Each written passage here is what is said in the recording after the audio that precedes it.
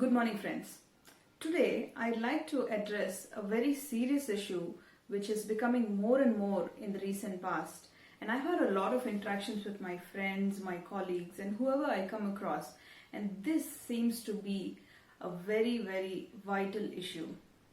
Now, the question is very simple. Why marry if you can't take the responsibility? Now, this applies to both ladies and my dear gentlemen out there. The question here is, if you are ready to marry, then it comes along with the marriage that you have to take the responsibility of the person whom you're getting married to, and in many cases the in-laws, and of course the children you're going to give birth to.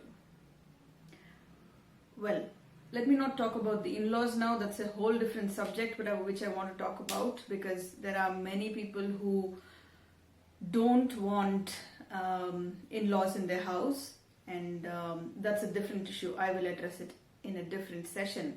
But today the question is, when you're getting married to a person, then are you really ready to take the responsibility of that person all through your life? I mean, till that person is alive or till you are alive.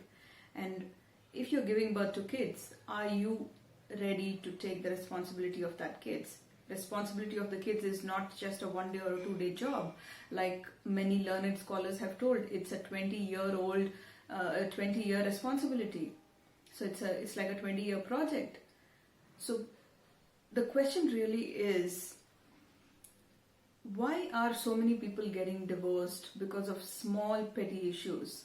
And that's one thing, people getting divorced. And then in earlier days there used to be a question of the custody of the child, wherein I will tell I want my kid, and then the guy will tell I want the kid. But now it's like, no, you take the kid, because you don't want to take the responsibility of your own kids. And even before divorce, there are many people who I have come across who've gotten into the habit of running away from responsibilities. Whether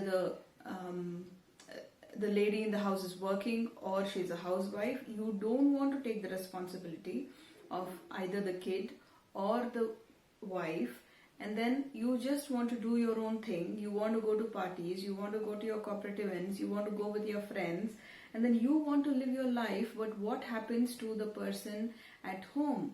How will she handle the responsibility of the kid alone? I've seen many people who have also gotten into the habit of giving excuses, like they want to do some social work, or they want to do they want to get into spirituality, and then they just vanish one day from the house saying, no, I don't want to continue with the marital relationship anymore. So what do you think is going to be the plight of that lady who is going to take care of your kids without any support? If at all she's employed somewhere or she's into a business, then she still has a leverage of the earnings. But if she's not, then have you ever thought about what she is going to do? If you're not ready to take the responsibility, then why even give birth to the kids? If you're not ready to take the responsibility, why even marry? There are so many people who are happy and single. Why should you choose to get married to somebody and then kill their lives? This is a serious issue. I've had cases where people have just left a message on their wife's mobile and said, I'm done with all the worldly responsibilities and I want to just go into spirituality, and they've gone and settled in some ashram. I mean, is that the way you handle responsibilities when you're a human being? You are a human being because you have been given certain set of extra powers or extra characteristics more than the animals, and this is behaving even ruder than an animal would. So what is it that you want to accomplish? If you are so interested in social service, if you're so interested in spirituality, then why you did not take it up even before the marriage? I've heard even cases where people tell, after the marriage and after giving birth to a kid and the kid is all grown up, the kids are grown up, and then they go ahead and say, no, I wanted to get married to a widow or a physically disabled person. Probably I would have given a life to that person. Excuse me, you've already got married and you have a kid, and now you want to say that you wanted to get married to a widow or a disabled person and give life to that person. Do you mind giving life to the person whom you've got married to?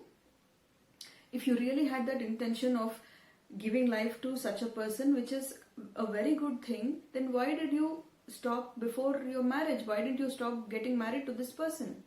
You could have done that even before your marriage, not after so many years of marriage and so many years of taking advantage of this relationship, getting the leverage of everything, and then you make this decision, right? So this is my question to you, my dear friends. Why are people resorting to such behaviors, and why are they running away from their responsibilities? If you are not ready to take the responsibility, better don't get married.